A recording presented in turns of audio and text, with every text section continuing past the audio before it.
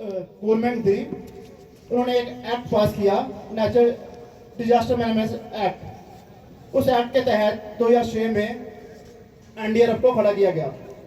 जब एनडीआरएफ को 2006 में खड़ा किया गया, तब एनडीआरएफ की 1 से लेकर 8 बटालियन को खड़ा किया गया।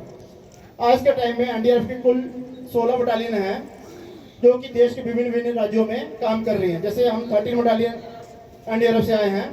13 बटालियन का जो एआर है वो जम्मू कश्मीर का है। जम्मू कश्मीर में कहीं पे भी कोई भी आपदा आती है तो 13 बटालियन वहाँ पे जाके काम करेगी। आपदा में वहाँ पे लोगों की मदद करेगी, जो भी रेस्क्यू ऑपरेशन होंगे वो 13 बटालियन करेगी। वैसे 14 बटालियन को हिमाचल प्रदेश, 15 बटालियन को उत्तराखंड, 16 बटालियन को दिल्ली, ऐसे विभिन्न विभिन्न क्षेत्रों में जहाँ पे जरूरत थी वहाँ पे 16 बटालियन को डिप्लॉयड किया गया। तो जैसे कि मैंने बताया कि जो एनडीआरएफ का काम रहता है वो मेनली डिजास्टर यानी कि आपदा में रहता है। तो आपदा मेनली 2 प्रकार की आपदा रहती है, एक रहती है मैन मेड और एक रहती है नेचुरल। जो नेचुरल आपदा रहती है उसमें जैसे रहता है अभी यहाँ पे, जैसे लास्ट टाइम आपको सबको पता होगा कि सुरती में एक लैंडस्लाइड हुआ था, एक फ्लैश फ्लड आया था, या फिर कोई अर्थक्वेक हो गया। ऐसी कोई भी आपदा जो नेचुरली जिसे हम रोक नहीं सकते वो नेचुरल आपदा में आती है, नेचुरल डिजास्टर में आती है। तो उसके साथ से मैन मेड हो गया, जैसे कहीं पे कोई ट्रेन दुर्घटना होगी, एयरप्लेन क्रैश हो गया, वार हो गया, जहाँ पे जो मानव निर्मित चीज़ों से कोई आपदा आती है तो वहाँ पे उसे मैन मेड डिजास्टर कहते हैं। तो आज का जो प्रोग्राम रहेगा वो नेचुरल डिजास्टर पे बेस्ड रहेगा। मेनली हम नेचुरल डिजास्टर के बारे में बताएंगे, क्योंकि ये जो एरिया है हमारा जम्मू कश्मीर का एरिया है, यहाँ पे टाइम टाइम में अर्थक्वेक के झटके भी महसूस किए जाते हैं। कुछ ऐसे एरिया हैं जहाँ पे फ्लैश फ्लड्स, लैंडस्लाइड वगैरह होती रहती हैं। तो आपको आज हम ज़्यादातर जो नेचुरल डिजास्टर है उसके बारे में बताएंगे। तो नेचुरल डिजास्टर में सबसे ज़्यादा जो खतरनाक रहता है, सबसे ज़्यादा यहाँ पे रहता है, सबसे ज़्यादा रहता है अर्थक्वेक का, या जहाँ इन एरियो में रहता है लैंडस्लाइड और फ्लैश फ्लड हुआ। तो जैसे कोई अर्थक्वेक होगा, लैंडस्लाइड होगी, तो वहाँ पे क्या होता है कि जो मकान रहते हैं, जो बड़ी बड़ी बिल्डिंग रहती हैं, उनमें वो ध्वस्त होती हैं, तो उनमें लोग फंसे होते हैं। तो जो सबसे पहले हम जो आपको डेमो दिखाएंगे वो दिखाएंगे कि अगर कोई ऐसा लैंडस्लाइड या ऐसा कोई फ्लैश फ्लड आता है, अर्थक्वेक आता है, तो वहाँ जो फंसे हुए लोग हैं, फंसे हुए विक्टिम्स हैं, उनको कैसे आप बाहर निकाल सकते हैं।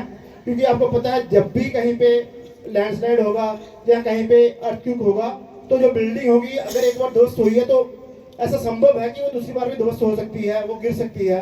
तो ऐसे मौके पे हमें कैसे सावधानी से उस एरिया तक पहुंचना है, पहुंचने के बाद कैसे जो फंसे हुए विक्टिम्स हैं, जो फंसे हुए लोग हैं, उनको कैसे निकालना है, उसके बारे में छोटा सा डेमो पहले आपको दिखाया जाएगा। उसके साथ साथ आगे प्रोग्राम में आगे बताया जाएगा।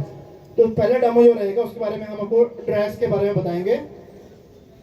तो ड्रैग्स में क्या है कि भाई जैसे कोई बिल्डिंग ध्वस्त हो गई है तो ध्वस्त बिल्डिंग में जगह कम रहती है, अगर कोई बंदा फंसा हुआ है तो कैसे ड्रैग करते हुए उस बंदे को हम उस जगह से बाहर निकालेंगे, उसका डेमो है। बाई चांस इस एरिया में कहीं पे भी ऐसा कुछ होता है, अगर कहीं लैंडस्लाइड वगैरह आती है, जो यात्रु वाले उनको सबसे पहले क्या करना है? सबसे पहली चीज है कि अगर कुछ आता है, मैं अभी आप देख रहे होंगे कि यहाँ पे भारी मात्रा में बल का और हर चीज का डिप्लॉयमेंट है। तो सबसे पहले जो भी है आपको ज़्यादा भगदड़ या अचानक से ऐसा कुछ नहीं करना है। जो भी बल्ट है यहाँ पे हैं वो कैसे आपको गाइड कर रहे हैं, जो भी यहाँ पे फोर्सेस हैं वो आपको क्या गाइडलाइंस दे रही हैं कि कहाँ आपको रुकना है, किस जगह पे खतरा हो सकता है। जैसे फ्लैश फ्लड आता है तो जो नीचे जगह रहती है जहाँ पे ढलान वगैरह रहती है वहाँ पर ज़्यादा खतरा रहता है, तो ढलान वाले एरिया में नहीं जाना है। तो कोशिश करना है जहाँ पे थोड़ी ऊंचाई रहे, ऊंचाई वाले प्लेस पे जाना है। जो भी वहाँ पे अनाउंसमेंट वगैरह हो रही हैं, आपको अनाउंसमेंट सुनते रहने टाइम टाइम पे, क्या सरकार के द्वारा जो एडमिनिस्ट्रेशन है वहाँ पे वो क्या अनाउंसमेंट कर रही हैं, क्या क्या आगे क्या मतलब आगे क्या खतरा हो सकता है, उसके बारे में आपको वो टाइम टाइम में अनाउंसमेंट वगैरह होती रहती हैं। अगर कुछ ऐसा होता है, यहाँ पे आपने देखा होगा कि जो भी मेन एरिया हो वहाँ पे सायरन वगैरह भी लगा रखे हैं। तो जैसे भी फ्लड या कोई लैंडस्लाइड वगैरह होती है तो सायरन बजना स्टार्ट हो जाते हैं वहाँ पे। तो सायरन सुन के आपको कोशिश करनी है कि उस जगह से जहाँ पे कहीं पे भी लैंडस्लाइड आ गई है या कहीं फ्लैश फ्लड आ गया है, उस एरिया से बाहर की तरफ मूव कर लेना, कहीं ऊंचे स्थान पे चले जाना, नीचे वाले स्थान पे नहीं जाना है।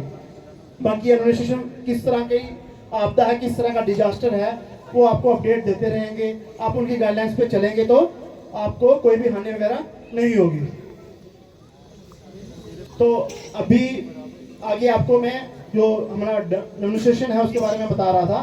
तो सबसे पहले मैं जो आपको बताऊंगा उसके बारे में आप बता रहे थे कि अगर कहीं पे आपदा आती है, बंदे अगर वहाँ पे विक्टिम फंसते हैं, तो ऐसा जरूरी नहीं है कि कहीं पे बिल्डिंग गिरी, कहीं पे आपदा आई तो वहाँ सबसे पहले फोर्स ही पहुंचेगी।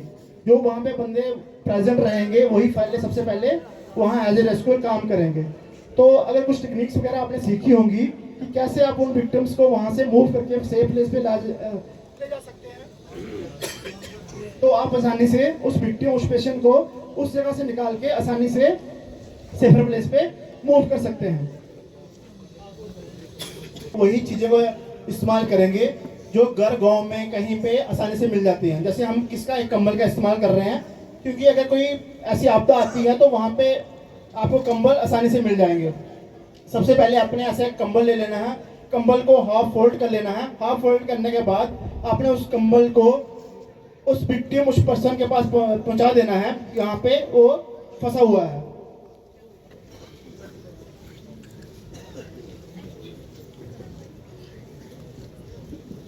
वहां पे पहुंचने के बाद आपने कोशिश करनी है जो बंदा वहां पे फंसा हुआ है उसको ज़्यादा हिलाने की कोशिश नहीं करनी है। बिना हिलाते हुए, जितने कम से कम उसकी मूवमेंट को करते हुए उस कंबल के ऊपर उसको रख लेना है और जो कंबल आपने फोल्ड कर रखा था उसको पूरा खोल लेना है।